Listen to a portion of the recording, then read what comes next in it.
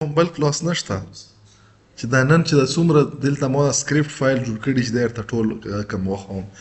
بسم الله الرحمن الرحیم. په تیر کلاس کې کوم خیال وکړو مونږ کنډیشنل سټیټمنټ اف ویلیو اف او بیا اف ایلس ته دغه نه علاوه سویچ ته دغه نه علاوه مونږ سره لوپس دي. نو چې دا څه شی هم دی دا کوشش کو چې دا ټولم تاسو به دا چپټر ختم شي چې دا زنن وکم. پهله مونږ چې کو مونږ دلته یو سټیټمنټ لیکلی دی،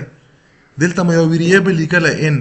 او په دغه ان کې مونږ سره ډاینامیکلی مطلب پرنټ ټایم باندې د ان یو انپوټ دا یو فنکشن دی بلټ ان په دغه باندې مونږ د انټیجر ټایپ یو ویلیو انټر کوو، اني نمبر انټر کوو. اوس مونږ چې کو مونږ ګورو چې د نمبر مونږ سره ایون دی که نه دی. که ایون وي نو تاسو سره به ډسپلی کړي، چې ایون نه وي نو اف مونږ دا په څه شي کې ورکړی، په اف کې ورکړی. مونږ ته پاته ده چې ریمایندر یې مونږ سره په څه شي باندې وخت کېږي، په موډولس اپریټر باندې. نو تاسو ته ما ویلي وو چې د ریمایندر چې کوم د موډولس اپریټر دی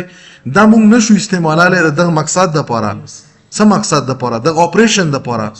دغه دپاره د موډ په نامه باندې فنکشن دی.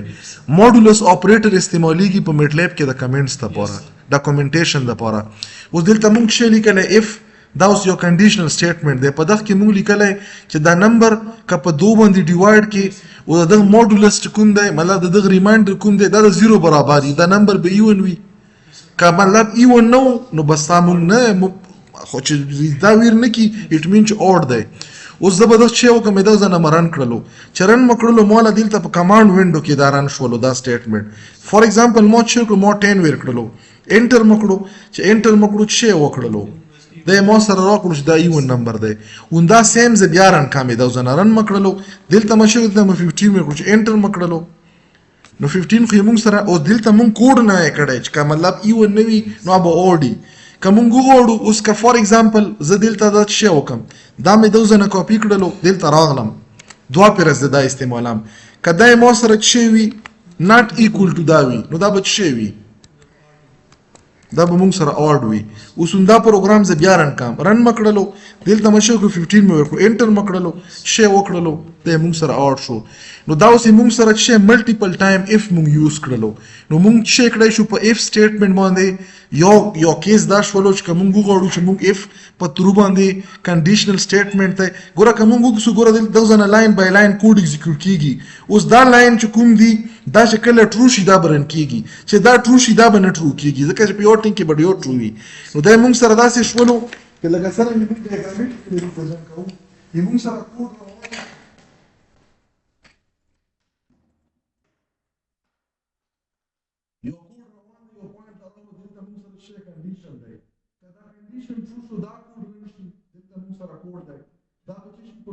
باندې دا فاز شولو په فاز کېدو باندې موږ سره دا راشي دا ځون نه یو بلاک ته سپورټ دی پکې دا ځون نه چې یو بلاک ته سپورټ دی پکې دغه پرې چې څومره کوډ دی دا موږ سره د دواړو لپاره دی. دغه نه بعد که څه کوډ لیکیم دا د موږ سره چې دا یو پوینټ له راشي یا یونیفورم پوینټ او دا راشي مطلب دا که دا بلاک ایگزیکیوټ شي دا موږ سره شي بایپاس شي که دا کوډ بلاک ایگزیکیوټ شي دا موږ سره بایپاس شي. دا نه بعد که نور کوډ موږ سره په سیریز کې وما کوډ رن کېږي. دا یو سټیټمنټ شولو. دلته به یو بل اگزامپل وکړو مونږ چې کو دوه نمبر په اف باندې ګورو دوه نمبر که فار ایگزامپل دلته زه نیسټډ اف استعمال کوم ما دغه کې چې وکړلو ملټیپل اف استعمالم که دا ما سره چې شولو داسې شکل کې شوه دا به یا ګریټر وي یا به سمالر وي یا به چې وي یا به برابري. نو دا به زه فرست نمبر دلته به سټیټمنټ چینج کړم که نه ایکول ټو سیکنډ نمبر دلته به څه شي فرست نمبر به سمالر شي او فرست به څه شي ګریټر به شي. زه به دا پروګرام یې دغه ځنه رن کړم رن مې کړو ما ته چې فرست نمبر انټر کړه فار ایگزامپل ما 10 انټر کړلو بیا مې چې کو 20 مې انټر کړلو نو فرست نمبر یې مونږ سره ګریټر دی نه یې ګریټر که نه کوم سټیټمنټ به رن کېږي د دویم اف په مونږ سره رن کېږي انټر مې کړلو نو څه وکړلو فرست نمبر یې مونږ سره سمالر دی یا دلته ولیکه چې سیکنډ نمبر دی مونږ سره ګریټر دی. اوس که فار ایگزامپل دا پروګرام زه بیا رن کړم دلته ما چې کو 10 مې ور کړلو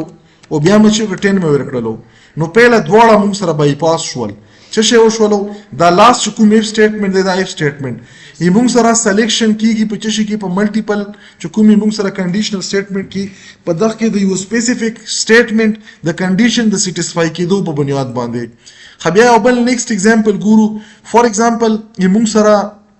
دلته مو څه وکړلو دا اپریټر م چینج کړلو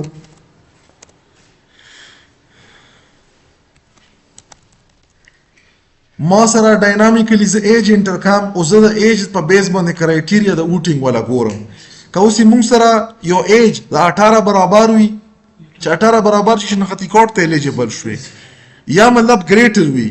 نو په ګریټر او په برابر باندې ته ووټینګ ته الیجیبل او کداغه نه کم او 18 نه نو ته شي نه ناٹ الیجیبل دا مده زه نه رن کړلو انټر کا ایج فار ایگزامپل مو 19 ورکړو انټر مکړلو الیجیبل بیا مرن کړلو چې شي مکړو 12 مکړلو چې شي ته نه الیجیبل نو دا مونږ په څه شي باندې کنډیشنل سټیټمنټ دی دا مونږ په اف سټیټمنټ باندې دا شی وکړلو اذا نه بعد یو نیکسټ ایگزامپل دی د اف والا خدلته زبط شو کوم دا مو زه نه کاپی کړلو لاندې ما پیس کړلو دا اپریټر زه څه کوم دا چینج کوم کدا مارکس موږ سره څه وي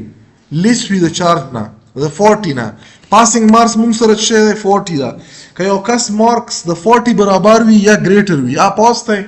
او که کم وي نو دا څه دی دا موږ سره فیل دی دوزه نه مرن کړلو انټر کا مارکس فار ایگزامپل مو 40 انټر کړل سټوډنټ څه پاس دلته مو 39 انټر کړو 39 اوس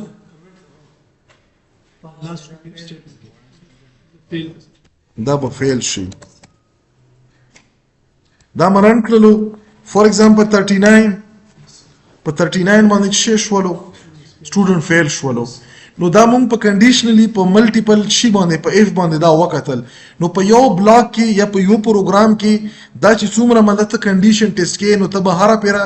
اف لیکي او همیشه پر به اف پڅ کې دا به ټرمینیټ کې په اینډ باندې مله دلته خو مو یو سټیټمنټ لیکلای دا کې ته ملټیپل سټیټمنټ لیکلای شي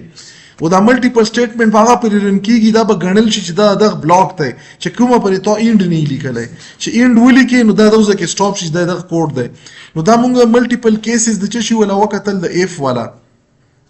ریکارډینګ هم څه شروع کړه کنه